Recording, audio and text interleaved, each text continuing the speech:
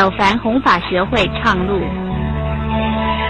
即此世纪交替，男女关系复杂，想要不被迷惑，唯有透视真相。如何面对因应？请听本代解说。两性关系和谐，自然幸福圆满。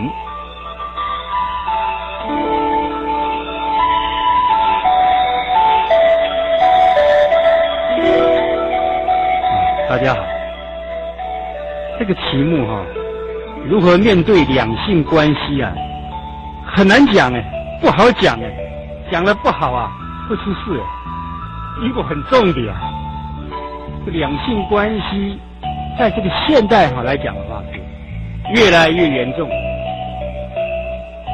关系越来越恶化，互相在报仇，互相在抱怨，互相在残害，问题很严重啊。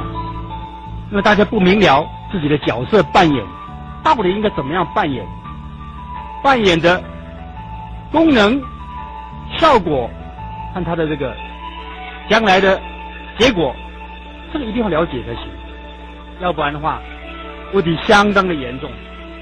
你看我刚刚听到孩子那个小学高年